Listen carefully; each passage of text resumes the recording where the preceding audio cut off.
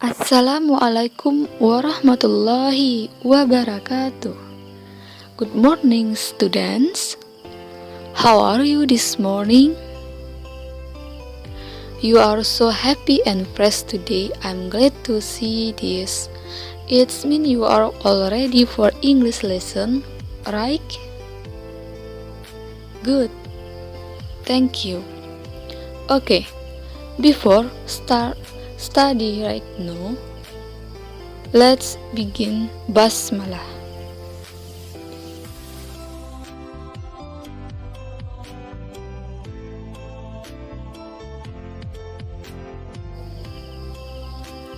Oke, students, pada pagi hari ini kita akan belajar tentang report text. Baiklah, kita akan mulai dari the meaning of report text, yaitu dia merupakan text they use to explain and describe object scientifically. Maksudnya adalah teks yang digunakan untuk menjelaskan atau menggambarkan sesuatu secara scientific gitu maksudnya ya. Scientific itu maksudnya adalah secara ilmiah begitu. Nah, biasanya banyak orang yang salah memahami bahwa report text and descriptive text is the same text. Ya, mungkin secara struktur mereka sama ya, sama-sama mempunyai general and mempunyai makna yang terdahulu yang memberikan deskripsinya sama-sama mendeskripsikan sesuatu. Kalau kita mengatakan bahwa report text itu adalah menggambarkan sesuatu secara saintifik.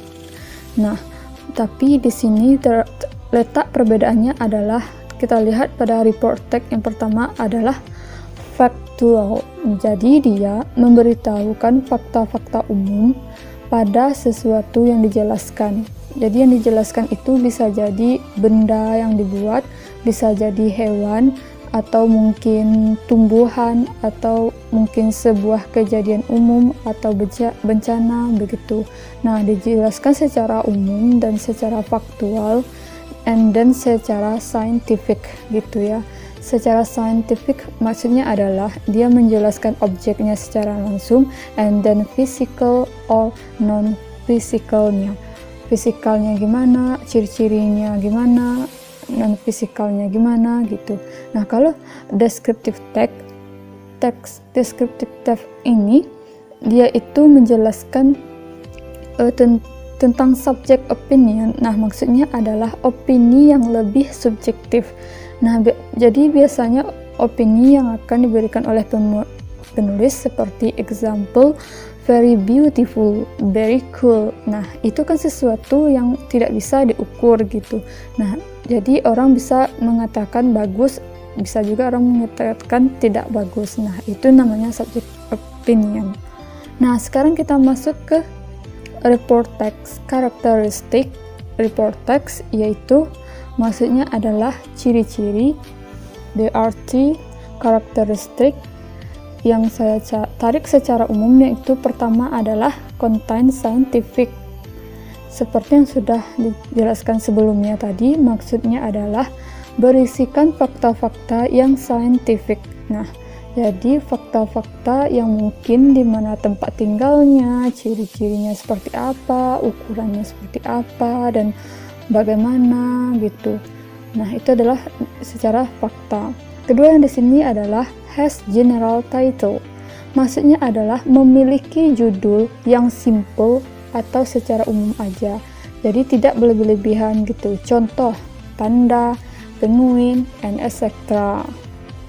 Nah, and then using simple present tense.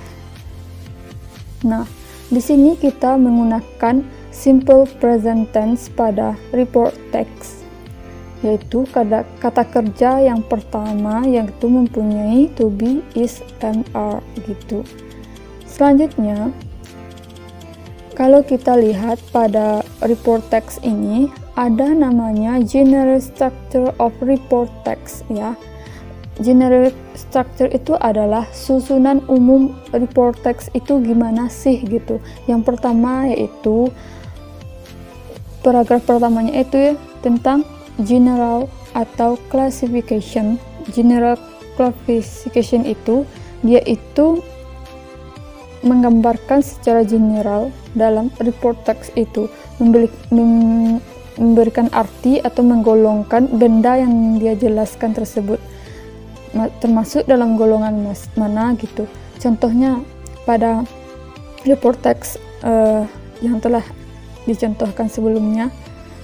Nah, misalkan lumba-lumba, nah dijelaskan apakah itu termasuk mamalia atau ke fishes atau ke yang lain-lain gitu. Jadi dia itu menggolongkan masuk ke kelas yang mana atau subkelas yang mana gitu. Kemudian yang kedua adalah tentang description atau identification yang sebenarnya ya. Nah, jadi di sini maksudnya adalah fenomena description atau menggambarkan fenomenanya, baik itu secara ciri-cirinya, tingkah lakunya, atau kebiasaannya, sifatnya, atau bagian-bagiannya gitu. Intinya dia itu haruslah ilmiah. Jadi tolong diperhatikan bahwa generic structure bukanlah teks berita. Berbeda ya, kalau teks berita itu ada tanggal, ada tokoh. Nah, jadi report text ini dengan news text ini dan descriptive text ini itu adalah berbeda. Nah, oke, kita lihat contoh dari slide berikut ini. Sini kita bisa lihat adalah tentang skin. We know that skin is kulit. Nah, skin is the other layer of the body. Nah, paragraf pertama, skin is the other layer of the body. Kulit adalah lapisan terluar pada tubuh. Nah, jadi dia memberitahukan, langsung dia memberikan tahu masuk ke golongan mana gitu, arti apa, langsung paragraf pertama ini langsung dijelaskan pada kalimat pertama, yaitu skin is the outer layer of the body. Nah, kita tahu dia masuk ke golongan mana. And the second paragraph is, ini adalah tentang description. Dia memberikan tahu ciri-cirinya, kemudian bagian sifatnya. Contohnya seperti skin has three main layers. Kulit memiliki 3 lapisan utama, yaitu epidermis, dermis, and hypodermis. Seperti itu. Dan dia harus konsisten. Kalau di sini sudah berbicara layers, di sini di bawahnya harus berbicara tentang layers juga. Nah, ini dia tadi seperti yang saya telah katakan tadi, bahwa general classification itu terdapat pada paragraf pertama, yaitu arti yang mau dijelaskan atau benda yang mau dijelaskan. Sedangkan pada paragraf kedua adalah description, yaitu menggambarkan sesuatu yang sesuai dengan fakta-fakta ilmiah gitu. Contoh berikutnya adalah tentang ants. Ants itu adalah semut. Semuanya tahu kan students? Oke. Nah, sini kita lihat ants sama dengan kulit tadi. Ants are types of insect with the family Formicidae. Nah, kalau yang tadi itu kulit memberi tahu bahwa dia mempunyai lapisan terluas, yaitu pada tubuh manusia adalah terdapat pada kulit. Nah, di sini pada semut dia menjelaskan tentang family Formicidae. Nah, dia memberitahukan dia masuk ke dalam golongan apa, dan dia memberikan artinya, bagaimana ukurannya, spesiesnya gitu, tempat tinggalnya gitu. Nah, nanti kita akan masuk ke paragraf kedua, yaitu dia menjelaskan tentang, dia disebut sebagai tentang social insect. Nah, itu maksudnya adalah dia merupakan salah satu serangga yang dikenal sebagai serangga yang mau bersosial gitu. Dan dia juga memberitahukan dalam paragraf ini bahwa because they form colonies and their regular needs have thousands of ants per colony. Nah, di sini diberitahukan bagaimana semut ini berkoloni di dalam sosial dia tersebut. Nah, di sini bisa dijelaskan. Nah, the next juga ada contohnya tentang coconut tree. Nah, yang pertama itu adalah bagian A dan bagian B. Nah, ini merupakan pohon kelapa ya, coconut tree ini.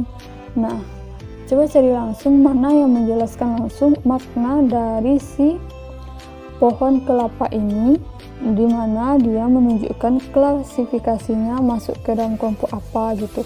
Kita lihat yang A yang dulu, student. Coconut tree can grow up to 13 eggs. They have a single cylindrical trunk. Nah, pohon kelapa ini terdiri dari 30 meter. Sedangkan di B ini adalah coconut tree is a tree of the plant family. Nah, pohon kelapa ini merupakan adalah suatu pohon dalam keluarga. Maksudnya dia termasuk ke dalam pohon yang masuk ke palm family gitu. Nah, bahwa kita simpulkan yang muncul pertama adalah yang B tadi. Nah, itu dia. So simple kan, students? Sebenarnya sangat sederhana. Jadi hal ini bisa student temukan dimanapun. Jadi kalau misalkan dia adalah report text hanya sebatas tumbuhan, hewan, bisa jadi saja benda-benda buatan seperti televisi atau mungkin laptop atau handphone, tapi dijelaskan secara scientifically. Nah, oke, students, untuk materi kali ini kita akhiri dulu. Nanti kita akan sambung ke grup WhatsApp ya, students. Jika ada bertanya dan kurang paham dalam materi report text ini, kita akan bahas lebih lanjutnya di grup WhatsApp. Nah, Miss akhiri dengan wassalamualaikum warahmatullahi wabarakatuh.